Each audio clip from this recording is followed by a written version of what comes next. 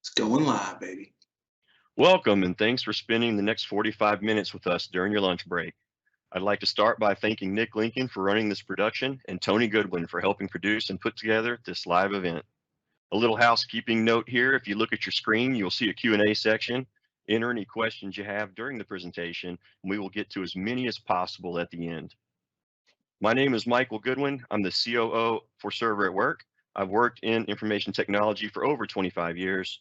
I'm a Microsoft Certified Systems Administrator and an ISACA Certified Information Systems Auditor. Over the past few years, I've worked through more than a few disasters, some natural, some man-made. Last summer, we worked directly on Hurricane Laura displacements for businesses, and of course, we're all still working through the COVID-19 pandemic. I look forward to sharing some insight from my experiences with you all today. And with me today is one of our own, Matt Moore. Matt, tell us a little bit about yourself. Hey, I'm Matt Moore. I'm a systems administrator for Server at Work, and I've been in IT for over 20 years. I'm Microsoft certified and have been a systems administrator for a lot. I like writing and playing music on my guitar, running, camping. I also like remodeling old houses as well. Gotcha. All right, that sounds pretty fun. hmm So while the main reason for today's discussion is the looming hurricane season, we know from recent history that disasters come in all shapes and sizes. In the West, we have wildfires and earthquakes. In the East, we have the hurricanes and floods. In the North, there's the winter storms. Along the Gulf Coast, we have the aforementioned hurricanes. And everywhere in between, we have tornadoes, fires, floods, locust swarms. Matt, am I forgetting anything? Let's see, COVID-19, that's a good one. Ransomware, that's been in the news lately. And alien invasions, that's been in the news too.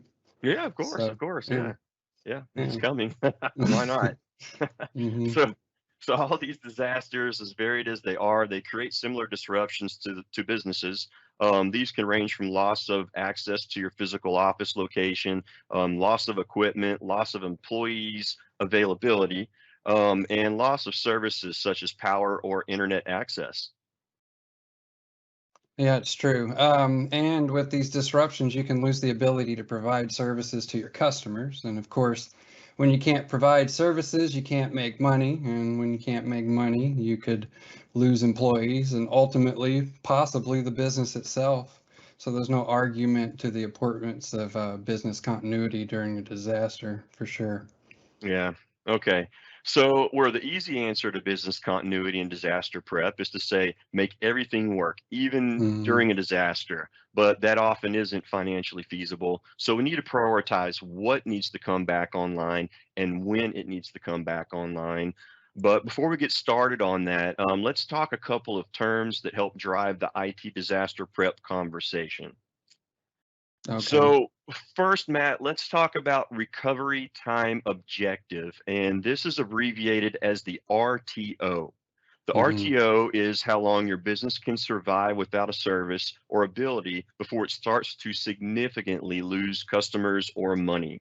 Right. So each of your systems, Matt, they may have a different RTO. And this is good because it allows you to stage recovery based upon the importance of the service. hmm All right, so let's talk about another key term, and this term is the recovery point objective, or the RPO. The RPO is concerned with the loss of data itself. How much hmm data can you afford to lose in a system before it starts to significantly hurt? So some systems you can lose zero data. In others, it would hurt, but you can manually recreate some records and retype some lost information. Yeah, when I think about RPO, I think about system backups, like the nightly backups. You Yeah. might have that 24-hour window where new data is being created, but it won't be backed up until overnight. So there's that little gray area window there. Yeah, that's a good example of an RPO right there, Matt, for sure.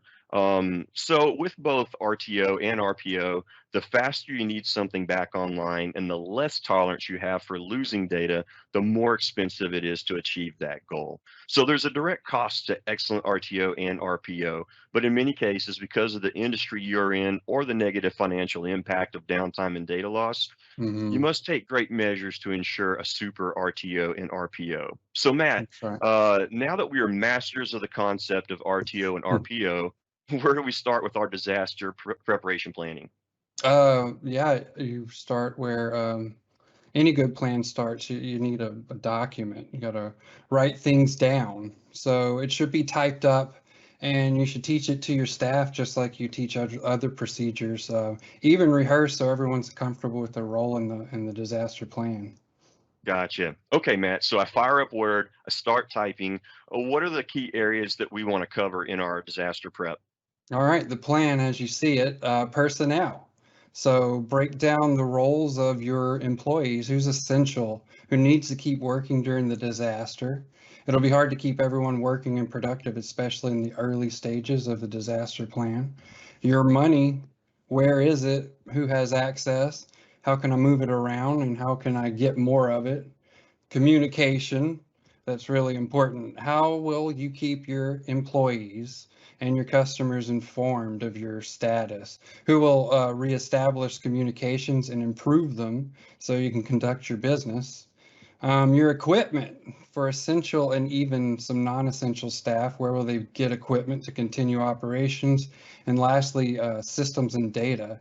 How will we keep or regain access to the software that you use on a daily basis, your systems and the data that you've been generating for years?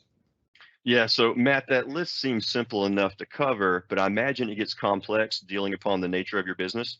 It sure does. Smaller organizations, they'll have an easier time maintaining control of their people, but might not have as much money or resources to spend on their plan. And then larger orgs might have the opposite problem where they have the cash to spend on the resources, but so many employees, more cats to herd, as they say. So there's really no simple solution to disaster preparedness.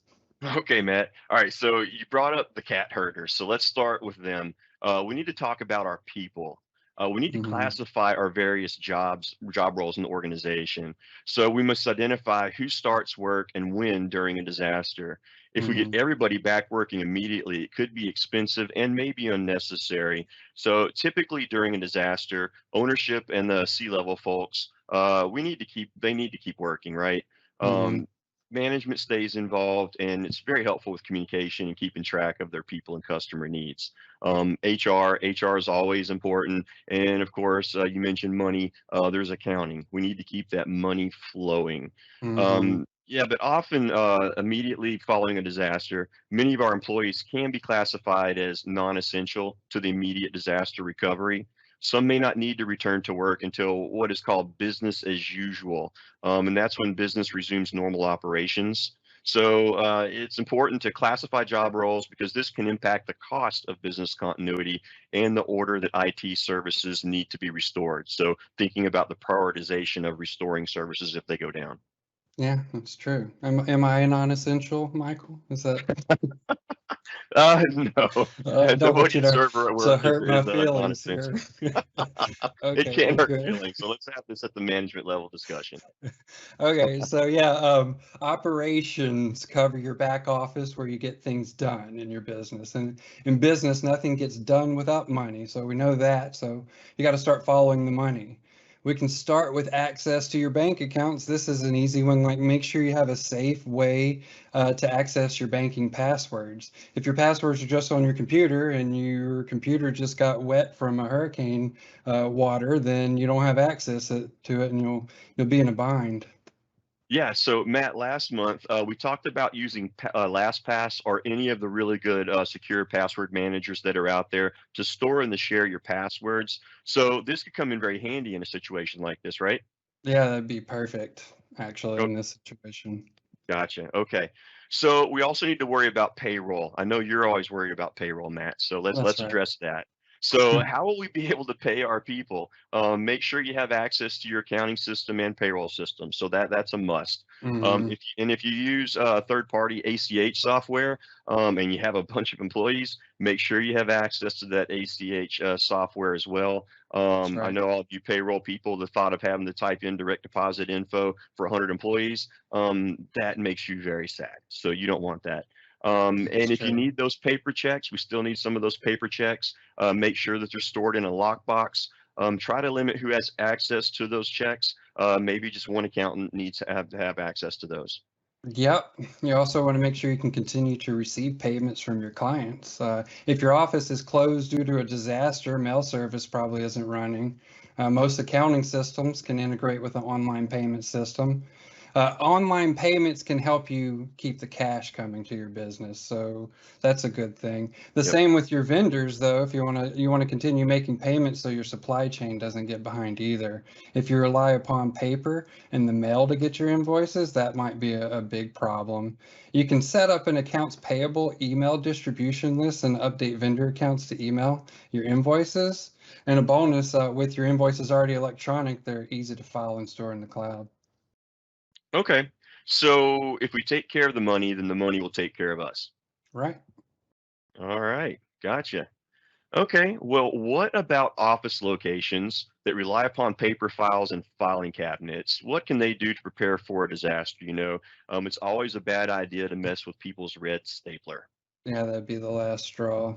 Yeah. Um, but yeah, there's still a lot of paper in the world, and some businesses still run on paper. So if you're one of those, you need to think back about the RPO we talked about earlier. What paper can you live without, and for how much time? Paper's data, right? Just like, we think of data as digital, but it's data too. So Yep. for more important documents, we need our fingertips or transactional paper records. We want to think about an imaging and document management system. Okay. So some people may be cringing right now thinking about the additional cost of a document management system.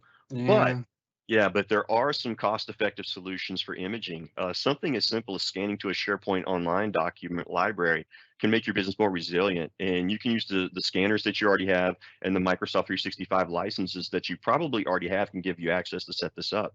yes, sir. All right. So basically, you need a plan to ensure your cash flow and that you have access to your critical documents and data. If it's already stored offsite and online, you're ahead of the curve. You Hmm. don't, and if you don't have a plan for remote access for your money and for your documents, you still have some work to do. Yeah, but it's still achievable with some planning. Okay. All right. So Matt, the next area to address is how will you address your people? Am I right? Yeah, and that's really a bad pun. I have dad jokes. Yep, sure do. Okay, buddy. All right. So talk about that if you don't mind. All right, so you don't want to be scrambling to find a way to send messages to your employees and customers during a disaster. You want to make sure you know how um, you're going to get your company and closure updates before disaster happens, and you want to make sure your team is trained on how to use your communication systems. If that, Okay. yeah. Yeah. So, Matt, what kind of communication systems are you talking about? One of the most reliable during a disaster is the text broadcast. Even when data is spotty, people usually are able to send and receive text messages. There's lots of inexpensive text broadcasting systems out there. Okay. So text broadcasting. Do you mean just having a bunch of cell phone numbers for your 30 or 50 employees and just sending a huge group text? No, don't do that. There's more to the text broadcast systems than that. These systems are web-based, so you go to the service's website and you type in your text message, and it sends it out to your people. It's a broadcast, so one to many, one-way text. It keeps all your people's numbers private and the text message easy to read. You keep their contact info updated in the text messaging service. HR can do it for you. And since it's a broadcast, your people can't reply to you in the message, and HR is happy because you're protecting your employees' privacy. Okay. So this is like the text reminders you get from the doctor's office or from your kid's school? Exactly like that. And they're pretty inexpensive, like $30 a month. Okay. So that seems like a really effective way to keep your employees and your customers looped in. Hmm. And during a disaster or an evacuation, everybody's glued to their phones anyway. So this looks like an efficient way to keep employees in the know. That's right. All right. So also, if you're using Microsoft 365 or any web-based email, you will still rely upon your email for those longer messages, and if you need the two-way interactions with your employees. So this Hmm. works great with your employees as well. Just don't forget to send out those well-formatted messages to them, letting them know what's going on with your office locations, any closures, how can they reach sales, support, account managers, how can they get help, those sorts of people you can keep it looped in. Yeah. But with email, here's the one like major pet peeve of mine on those broadcast emails is Hmm. whenever someone doesn't BCC the email Yeah. messages to the Yep. mass group, because then you get everyone's email address sort of listed there. That's a major privacy violation for sure. So something to remember. BCC people. Yeah, I cringe whenever I see those. If I've gotten emails from vendors where they have all of their customers, all their partners in the two line, hundreds Mm, of email addresses in there, and then oh 5 minutes later you see that email come into your inbox for the recall request, and of course it's failed. it's too late. Yeah, Panic mode. no doubt. Yeah, For so sure. BCC people use the BCC on those big group messages. That's right. Um, so okay, Matt, what are some other good communication tools to have ready for a disaster? Yeah, so text and mass email is good and inexpensive. You mentioned Office 365 earlier, and if you're licensed for Microsoft Teams, this is a great tool to use during a disaster. So from the pandemic, we know that meetings over video are pretty effective. So you can share documents and desktops during meetings or just while working. So it's a good way to replicate work in the office like we're used to during the pandemic for sure. That sort of proved that method. Absolutely. Yeah. COVID's been a proving ground for a lot of things for sure. Hmm. Yeah. So in many disaster scenarios, you do lose access to your office.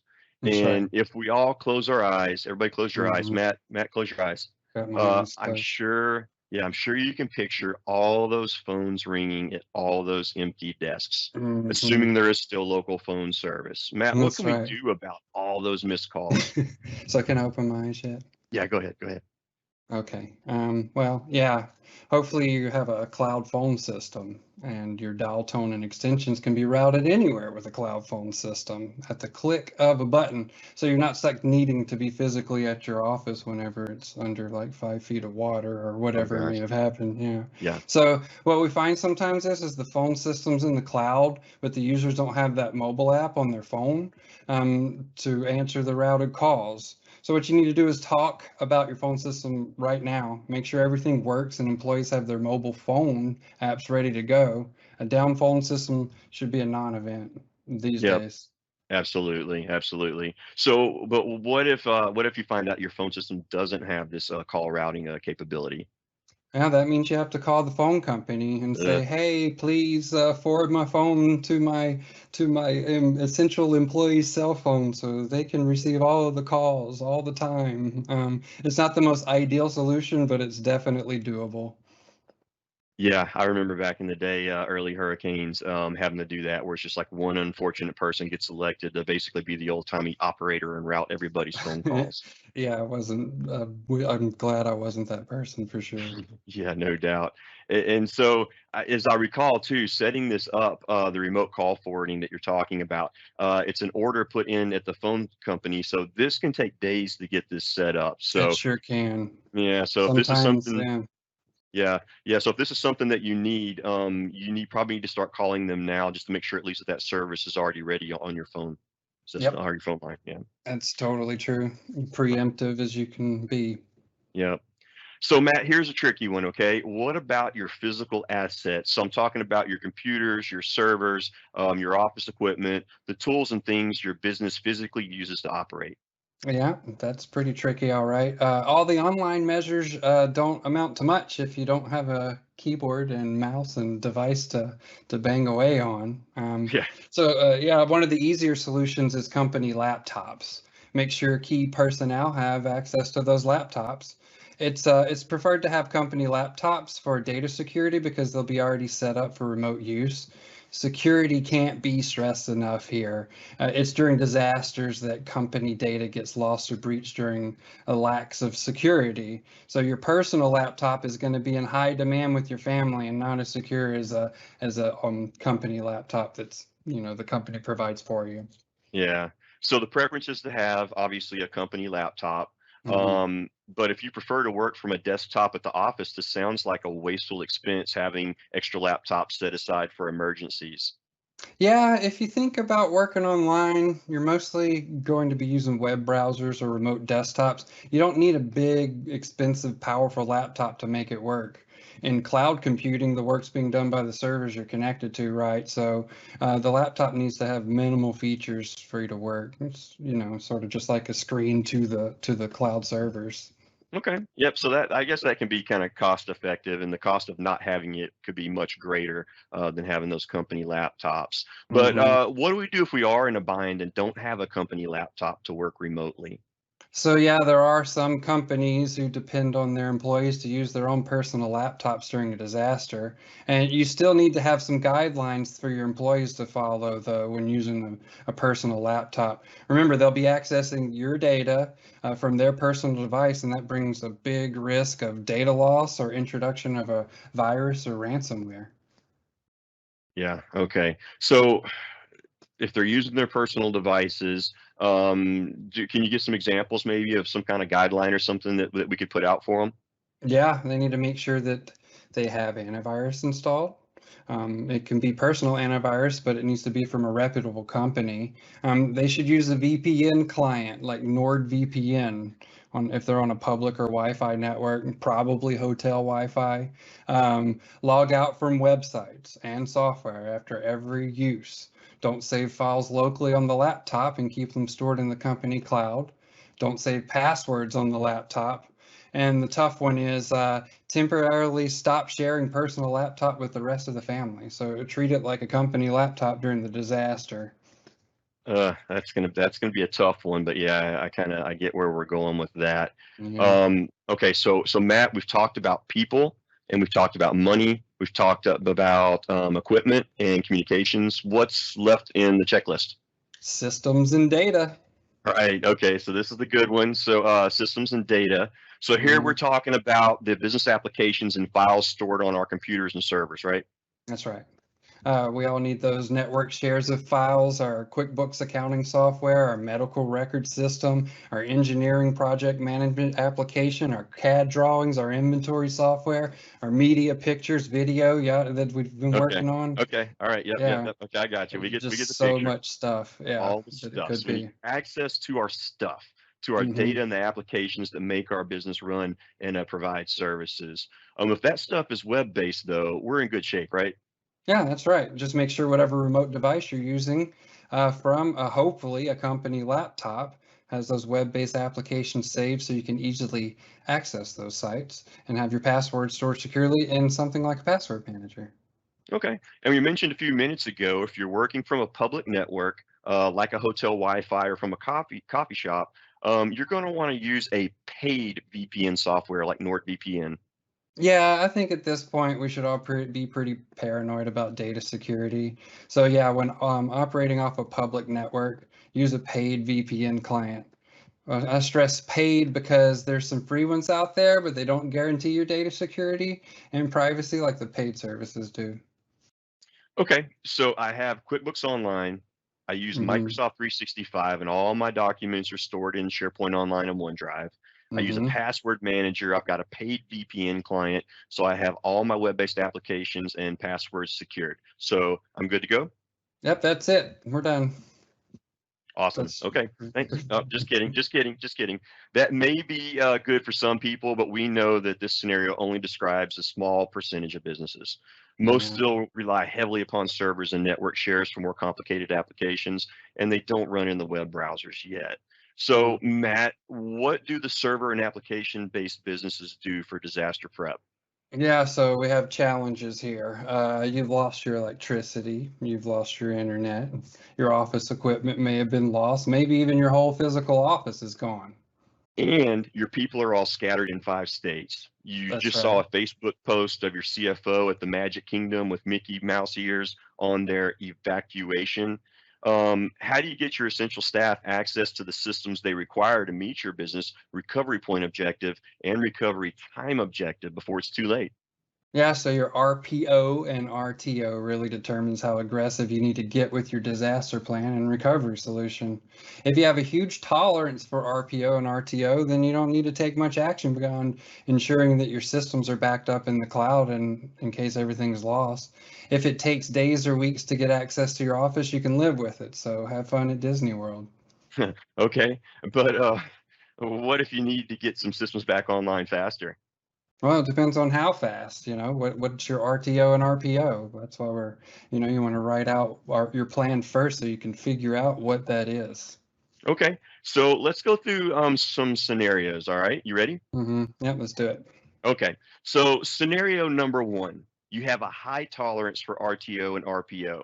Maybe you're in retail or a location-based company, and your customers hmm will also be down during the disaster. That's right. There's no rush to get back. Everybody's down. Nobody can get to their businesses anyway. What would be a good remote working solution for this situation?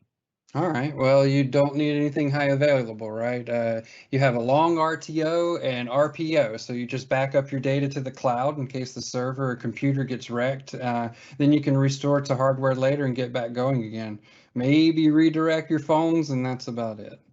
Okay, so I served you up a softball there for you. That So that was a was. simpler one. Yeah, so that may suit some businesses. Let's go on to scenario number two.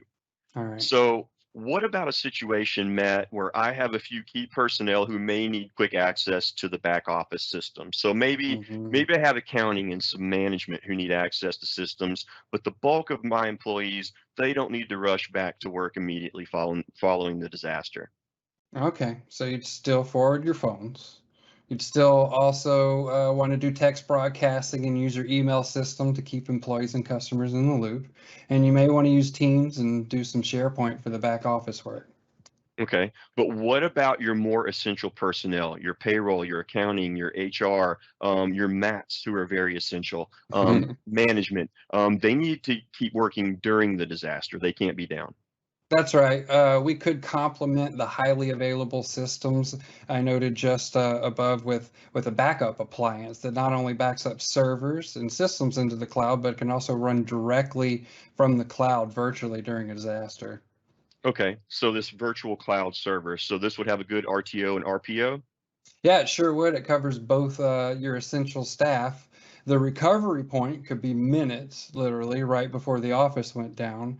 A backup appliance can be set to back up frequently to the cloud during the day. The backup appliance would also have great recovery time because they can be made to come online in a matter of minutes to hours after the office goes down. Your essential staff would then just use a VPN by the backup appliance vendor to connect to your virtual server in the cloud where they can continue working with their Okay, personal or company laptop.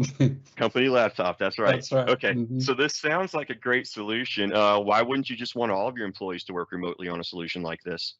Well, the backup virtual servers in the cloud are usually not as powerful as your office server. It's sort of to be used in a pinch, right? So Mhm. some software might not work great over VPN. So if you do go with this solution, you probably want to test your applications before the disaster to make sure it'll work for you. And you'll probably want to limit essential staff to keep the backup performance acceptable.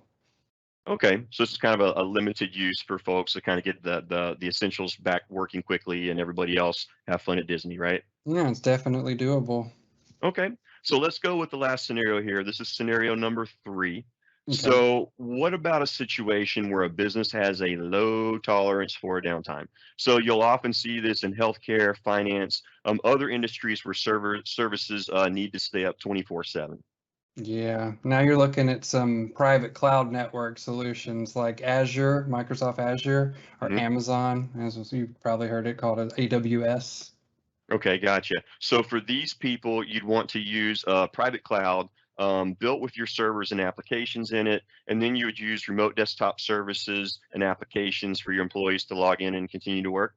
That's right. You could restore your server and application data into the cloud like Azure, and then your employees would connect to the server and run virtual desktops and applications over the internet using a solution like Citrix, right?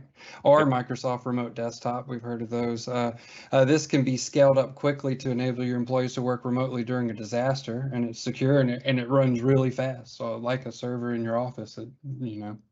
Okay, but I heard you say restore time, you mentioned for the hmm servers. So if it's a lot of data or a lot of servers or the server applications are complex, this could still take a while, right? Yeah, we've seen that before too. You could be looking at like a couple days to move a business into the private cloud. And since it's being done on the fly, there could be some kinks to work out as the business transitions into the cloud, right? But it'll certainly get you backing up and running more quickly than waiting for the office to reopen, that's for sure. especially if your office equipment's wet or damaged. Oh, yeah. Okay. So is it safe to say if you need an RTO of seconds or maybe a couple of hours, you may Hmm. be better off even with a full-time cloud solution using virtual servers and desktops? Yeah, especially if you're in a disaster-prone area and your RTO is strict, you should consider a resilient cloud solution from Azure using Citrix for sure. There's work out of there. Yeah. Okay. So it sounds like we're talking about then a transition from a local server environment to a full-time cloud-based server environment, like and using something like Citrix Desktop or maybe a hybrid solution that kind of does a little bit of both local and cloud at the same time. Yeah, exactly. Then you're up. You Okay, know, you're up. You're yeah, never down, right? you're up. Okay, Unless good there's an deal. alien invasion, and then Yeah, yeah, yeah. They'll need access to all the servers too then, I guess. that's right. Yeah. Yeah. Okay, Matt. So this is really it's a lot to put together though. Hmm.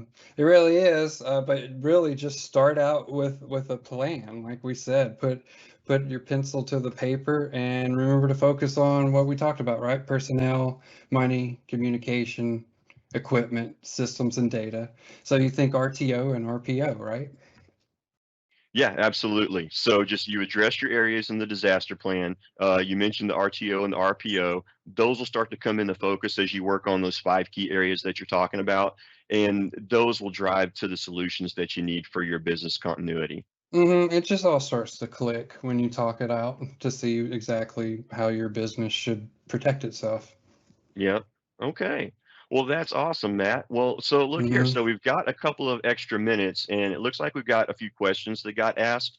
And if you haven't asked a question, if you have one, you can see the Q&A panel on your screen. So just put in a question, and our producer Nick will read it out to us.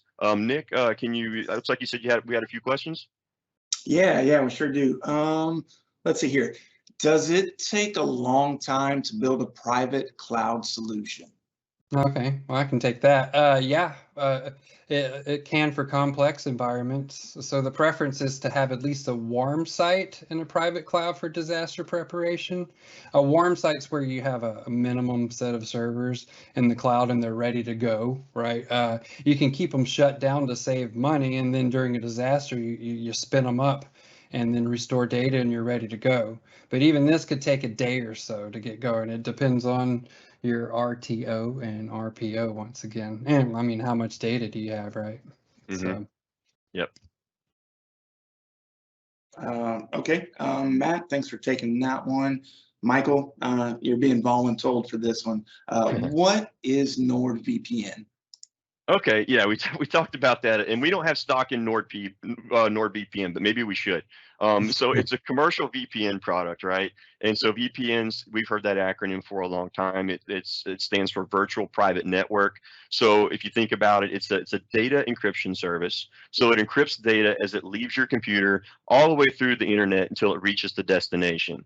So with a paid VPN service, the destination actually though is their VPN service. So it's encrypted from say your laptop in the hotel, and then it goes to their VPN service, and then from there it travels on the internet.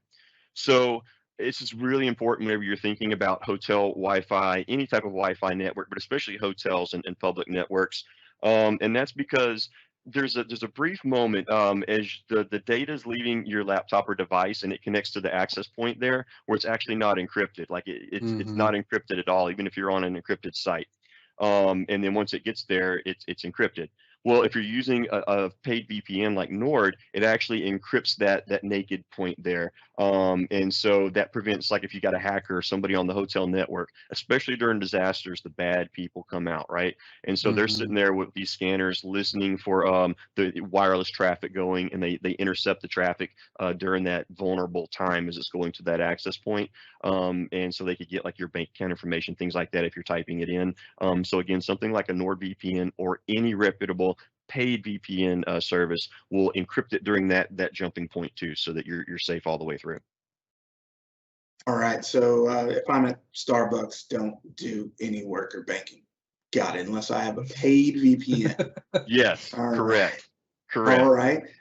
So you guys talked about our accounting folks and those people, making sure people can get paid, our vendors can get paid, everything of that nature. One of the questions here is, I use QuickBooks Desktop for my accounting. Should I switch to the cloud version? No, don't just automatically switch. We've gotten fussed at by accountants before for this. You should first discuss this decision with your accountant. The online versions of QuickBooks and all the online accounting software, sometimes they lack features, they lack reporting, things like that the desktop versions do have. So you're going to want to get that accounting recommendation first. And there are some services out there that you can have the full desktop version of QuickBooks, the full desktop version of, Sage Accounting. The stuff you run locally can run virtually from a cloud server via like a virtual desktop. We do this for our clients who use that, and there are a lot of really good services out there that do that. So you're not stuck just because you have a local version of QuickBooks or any accounting software. Most all of those can be moved into the cloud, and so then you keep your great RTO and your RPO even on those desktop versions. Talk to your accountant first. It's a good idea. All righty. Thanks for that, Michael. I'm going to send this one your way, Matt. You guys talked about having all our documents together. You talked about SharePoint, ShareFile, a couple different things there. Getting that information in there. Do I need special software to build a scanning solution into SharePoint specifically? Not really. What do you need? If you have an Office scanner, that helps. Can it scan to email? If it does, you're all the way there. You need a business license for Microsoft 365. Then from there, you can just scan it directly into SharePoint online document libraries, and they have some neat behind the scene features that organize it and make it all pretty for you. Yeah. So that's what I have to say. But we can help with that too if you need that to happen. Yeah. Thanks, Matt. No more questions. So Michael, back to you to wrap this up. All right, thanks guys. So that's all the time we have. I'd like to thank Matt Moore for bringing his expertise to this discussion, and Nick and Tony for producing this live event. Also, look inside our upcoming newsletter for IT disaster preparation checklist to help you with your planning, and let us know if you need any help. So until next time, that was Matt Moore and Nick Lincoln. This is Michael Goodwin from Serve at Work, and goodbye. Goodbye.